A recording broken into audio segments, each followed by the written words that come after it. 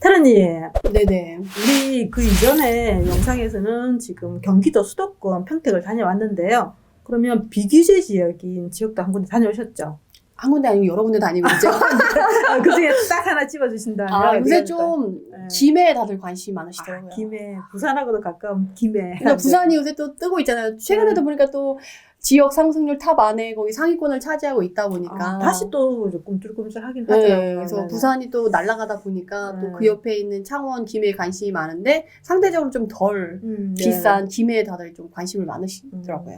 지난번에 찍었던 그 평택 네네. 하고 김해는 인구수도 비슷한 것 같아요. 한 54만 정도 되는 네네, 그렇게 맞아요. 규모의 평택이 뭐라고 활발하다. 거래량도 그렇고 가격 증감도 있고 그런데 네. 약간 김해는 평택보다는 못하지만 그래도 향후에 입주 물량이 평택보다는 확 지금 내년부터 입주 물량이 줄거든요. 그래서 분위기가 어떤지 현장을 갔다 오신 테라님한테 한번 들어보고 싶어요. 평택은 지금 실수요자랑 투자자랑 같이 움직이는 장이라고 한다면 김해는 지금 거의 실수요자들이 많이 움직이는 장이고 투자자는 아직 진입을 안 했는데? 아니요, 진입은 했는데 특정 지역 안으로만 투자자들이 진입을 한 거죠. 그리고 김해는 딱 그 투자자들이 좋아하는 성격의 조건을 갖고 있는 게 어차피 신축, 그 지역의 메인. 왜냐면 김해가 아직 물이 들어오지 않았고 본격적으로 상승이 안 했기 때문에 처음 진입은 대장 지역, 대장 아파트 아니면 신축.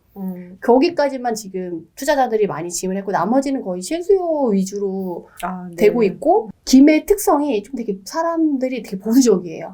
아무래도 촌이다 보니까. 아니요, 그런 건 아니고 그러니까 지역마다 특색이 있더라고요. 네네. 뭐 부산 분들은 뭐 그냥 화끈하시잖아요. 그쵸. 왜냐면 또 먹어봤기 때문에. 네, 화끈하신데 김해 분들은 약간 정책이 뭐가 발표됐다. 그리고 우선 이게 약간 움츠려들고 좀 약간 걱정하시는 부분이 좀 커요. 그리고 또 약간 보수적이시더라고요. 그래서 이렇게 정책이 발표되면 좀 움직이지 않으려고 하시는 분위기가 있다 보니까 작년에도 6, 7월에 이제 대책이 발표되고 김해도 그때 원래 그 이후로 물이 들어오고 있는 시점이었거든요. 그쵸. 근데 또 스탑 된 거죠. 대책이 딱 발표되고 나서 멈췄어요. 그러고 나서 다시 이제 11월부터 김해가 다시 달리기 시작했거든요. 우리 17 대책 이후에 이제 비규제 지역 몇 개 안 되는 지역 중에 하나 해당이 되는 거죠. 그래서 이제 김해가 11월, 12월, 1월까지 좀 달렸어요. 그러다가 다시 좀 2월 달에 이제 소강 상태가 되다가 지금 3월 초부터 다시 조금 김해 분위기가 불고 있는. 최근에 보니까 데이터로 보니까 전세가율이 조금씩 올라오는 것 같더라고요. 네네네. 전세가율이 예를 들면 구축이긴 하지만 80%이 붙어 있는 지역들이 생각보다 좀 있는 것 같더라고요. 지금 솔직히 그 김해 같은 경우는 그 장유랑 유라동 말고는 공시지가 1억이야. 그러니까 절대가 자체가 1억에서 2억 사이에 형성되어 있는 아파트 밀집 지역들이 꽤 많아요. 부곡동이라던가. 그렇죠. 옛날 택지. 대청동, 뭐 관동동 뭐 이런 식으로 해가지고 좀 그렇게 몰려져 있는 데가 많은데 그런 데 같은 경우 지금 올수리 전세가나 이제 매매가랑 붙어 있는 애들이 되게 많아요. 근데 이제 그 중에서도 이제 A급 입지, B급 입지, C급 입지가 나뉘기 때문에 똑같이 이제 들어가신다고 해도 리스크가 좀 덜한 데를 들어가시려면 실수가 더 받쳐주고 있는 좀 좋은 데로 들어가시면 좋겠죠. 그러면 방금 말씀하신 것처럼 이제 전세가율이 높은데 그 속에서 실수요자가 받쳐주는 그 뭘로 따져보면 될까요? 현장에서? 그러니까 보실 때 최근에 투자자들이 막 들어갔어요. 근데 그런 걸 공부 안 하고 막 따라 들어가시는 분들이 많기 때문에 지금 그 거래량으로 그 실수요를 파악하기 쉽지가 않아요. 그래서 그 이전에 거래됐던 3년에서 5년 정도 거래량이 있잖아요. 그 데이터를 통해서 3년이나 5년 전에도 투자자가 많이 안 들어갔을 때도 거래량이 많은지 실수요가 얼마나 받쳐주는지 특히나 장유 IC 인근에 있는 애들은 그 장유 IC를 통해서 이제 다른 지역으로 이동하시는 분들의 신항 쪽으로도 가기도 하고 뭐 창원으로도 가고 하니까 그러니까 그런 분들이 모여서 잘 이동하고 실수요가 받쳐주고 신혼부부가 좋아하고 그러니까 그런 데를 찾아서 이제 가시면 되는 거죠. 그럼 최근 거래량보다는 좀 더 이전의 거래량들을 보면서 좀 더 활발하게 움직였던 지역들이 실수요자들이 많이 타고 팔았던 지역일 거니까 그 지역들 좀 중심적으로 봐라. 그렇죠. 최근에 투자자들이 많이 와서 거래한 거래량 말고 이전에 투자자들이 안 들어왔을 때 실거주자들이 거래했었던 거래량을 보고 판단을 하는 게 낫다라는 거죠. 그게 안전하다는 말이죠. 왜냐하면 부동산 사장님들은 다 와 이러거든요. 실수요자들도 오고 투자자들도 다 와. 말은 그렇게 하지만 사실 그 말을 다 믿고 투자하기는 우리는 너무 순진하지 않잖아요. 그러니까 데이터로 한 번 더 확인을 하는 거죠. 그래서 우리가 데이터가 중요한 이유가 바로 그건 것 같아요. 그러니까 물론 사장님들이 봤을 때는 그렇게 느끼실 수가 있어요. 그냥 솔직히 투자자가 이렇게 가서도 실수요인 척하고 이제 얘기를 하기도 하고 그렇게 하기도 하긴 하니까. 근데 그걸 정확하게 판단을 할 수가 없으니까 우리는 차라리 투자자가 많이 왔던 시기랑 실수요가 많이 움직였던 시기를 구분해서 보면 실수요자가 워낙에 많이 있었던 애들을 구분해서 볼 수가 있는 거죠. 그렇겠구나. 네네. 여러분들 참조하시면 좋을 건 팁일 것 같아요. 그러면 투자자들하고 실수요자들이 막 들어가는 지역 같은 경우는 전세가 막 밀려 있어서 최근에 올 1월 정도, 그러니까 작년 연말하고 올 1월 정도에 보면 전세가 빠져서 갑자기 전세 실거래가가 낮게 찍히는 경우들이 많이 발생을 했었거든요. 지금 분위기는 시장은 어때요? 전세가 좀 쌓이는 분위기인지.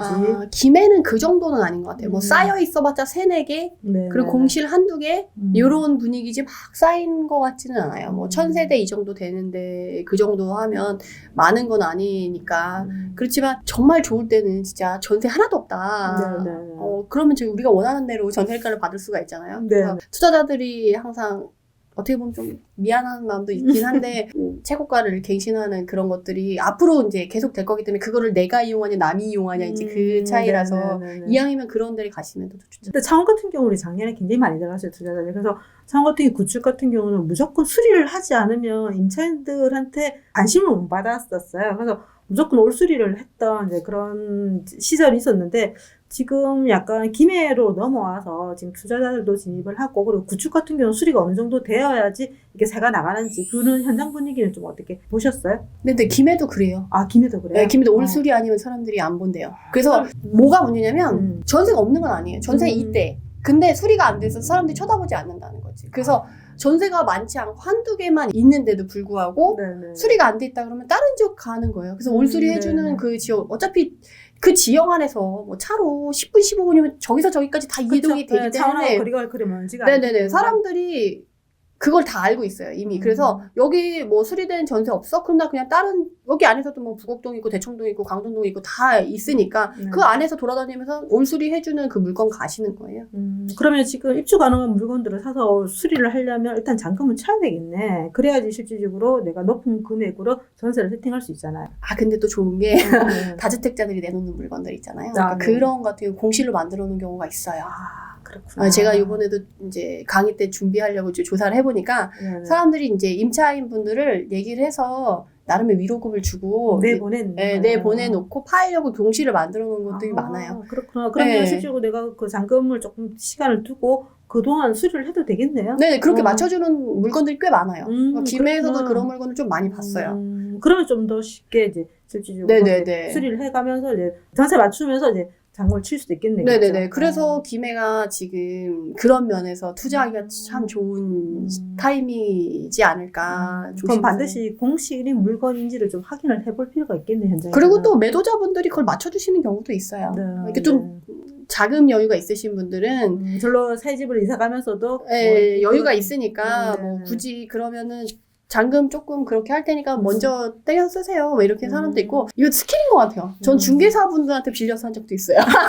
진짜? 네네. 중개사분이 어차피 내가 그거 계약해놓은 거 뻔히 아니까. 잔금도 어차피 들어올 거니까. 네네네. 그리고 사장님들도 이제 자금을 갖고 계신 분들이 있어요. 자기도 이제 단기로 또 이자가 또 비싸잖아요. 또 쳐주니까. 그래서 본인 돈으로 이렇게 메꿔주시고, 어차피 한 열흘 정도 쓰니까, 올 수리하는데 일주일에서 열흘이면 되니까. 그래서 본인들이 되게 단기로 땡겨주시기도 하고, 아니면 좀 이렇게 법무사분들 대출이 있어요. 법무사 대출도 땡겨주시고. 대출에 돈 땡기는 데는 많아요.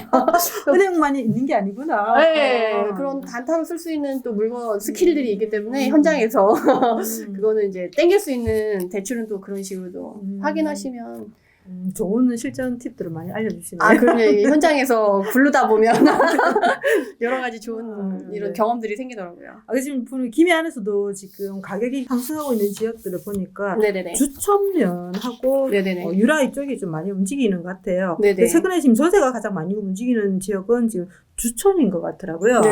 지금 현장 다녔을 때 분위기는 좀 어때요? 왜냐면 지금 장유랑 유라가 조금 투자자들이 좀 있어서 전세 매물이 조금 있는데 주초는 지금 전세가 없어요. 거기 정말 미분양 대단지로 엄청 위브더 제니스 그런 아픔이 있었던 지역이었는데 지금은 없나 보네요. 지금은 왜냐면 들어가서 이제 갱신 청구 쓰고 하니까 매물이 많지 않고 그리고 거기는 위브더 제니스 빼고는 그 옆에 있는 일성이라던가 그 옆에 있는 이제 준신축이나 구축 애들은 이제 실거주 만족도가 있는데 워낙에 김해 내외동이 완전 구도심이잖아요. 근데 구도심의 인프라를 쓸 수 있으면서 준신축급이 있는 내가 이제 주초면 오른쪽 끝에 있는 단지들이 그렇게 되어 있거든요. 네. 그래서 그쪽에는 지금 전세가 정말 1도 없어요. 그래서 매매 물건도 하나도 없고. 근데 하나 나오면 아무래도 콧대가 센 거죠. 매수 우위 시장인 거고. 불과 2년 전만 해도 그건 밀린 게 물건이었는데 그 지역이. 왜냐면 거기 또 입주량이 있었으니까. 그쵸. 그리고 특히나 또 그 두산 위브더제니서 같은 경우는 거기가 약간 축산 그런 게 있어가지고 맞아. 예, 냄새 난다 그래서 사람들이 가면 조금- 횡했어. 아무것도 없었어. 지금도 횡해요. 지금도 아. 횡한데 이제 거기가 코스트코. 근데 걔가 이제 건축 심의가 끝나가지고 이제 좀 진행이 되는데 이제 주변 지역 분들이랑 상권 갖고 계신 분들이 좀 조율을 하고 있는 것 같긴 하더라고요. 그렇구나. 네네. 그러면 지금 일단은 주천 같은 경우는 매물 자체도 이제 매매 전세가 다 좀 귀하다. 네네네. 말씀해주신 거고 아까 유라라든지 장유 같은 경우는 그래도 지금 투자자 좀 들어가서 전세들이 조금 쌓여 있는 거 확인을 하셔야 되겠다. 쌓여 있지는 않아요. 그래도 그래도 전세자가 전세를 구할 물건은 있다. 물건은 그러니까 있다. 전에 갔을 땐 진짜 음. 1도 없어서 전세 살려고 하면 전세 못 사니까 그냥 매매로 사세요. 약간 이런 분위기였다면 네네. 요새는 전세자가 전세 구하라고 하면 음. 한두 개 있고 뭐 한 두세 개 있으니까 이 중에서 고르세요. 네. 라는 분위기가 된다는 거죠. 음. 그럼에도 불구하고 이제 전세가는 상승하고 있어요. 최근에 한 1, 2천 정도 이상 오른 것 같아요. 아. 김해 그 유라 쪽도.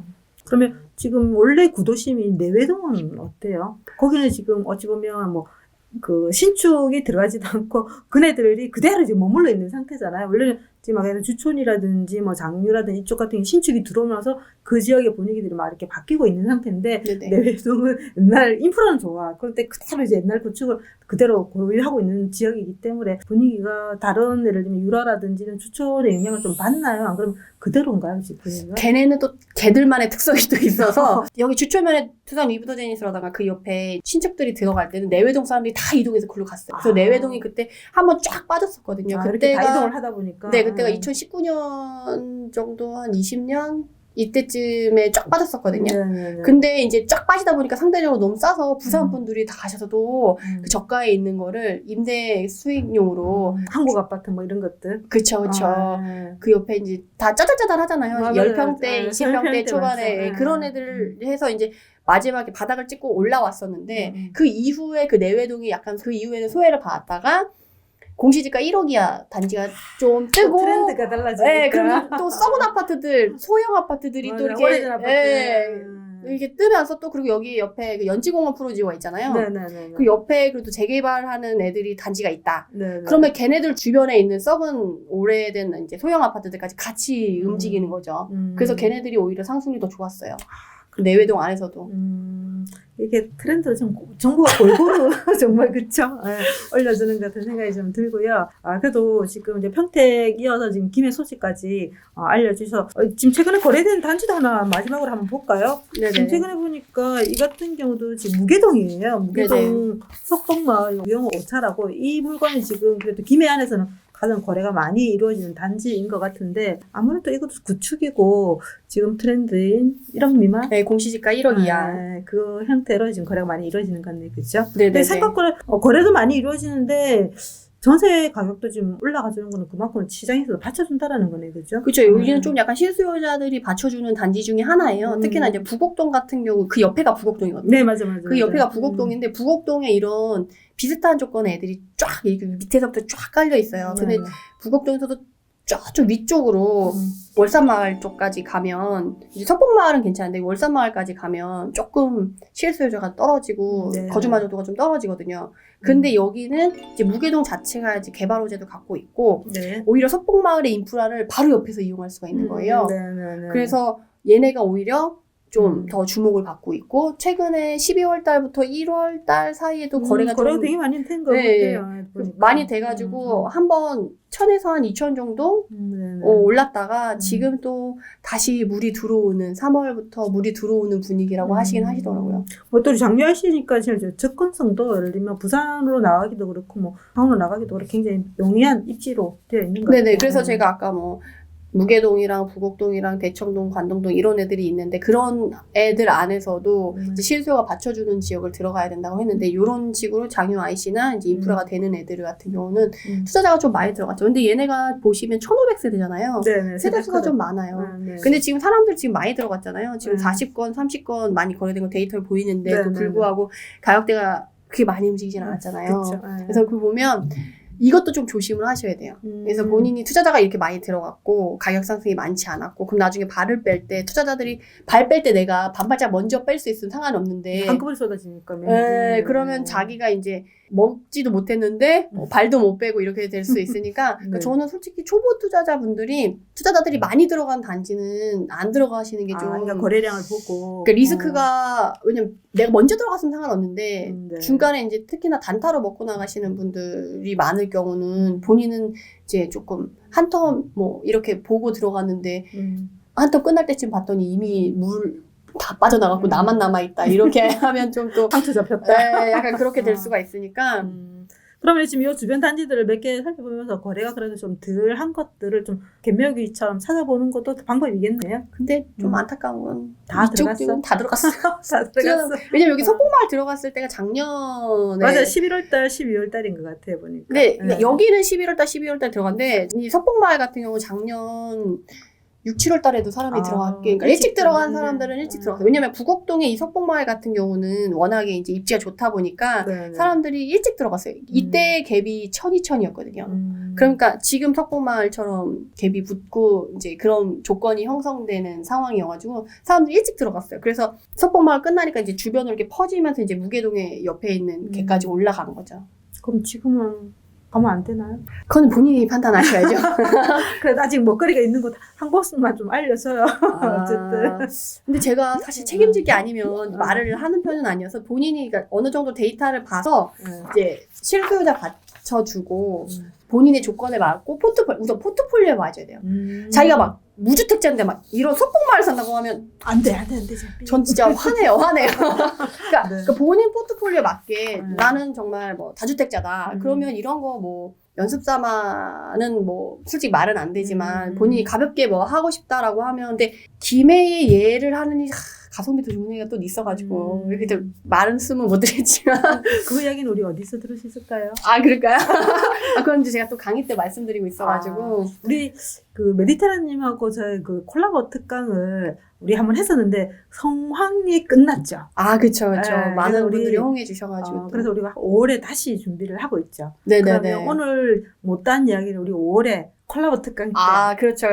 또 그럼 그때 말씀드려야겠네요. 여러분들 콜라보 특강 때 우리 메디테라님이 여러분들이 투자할 수 있는 투자처럼 콕콕 집어서 알려드릴 것입니다. 그때 많은 기대 부탁드릴게요.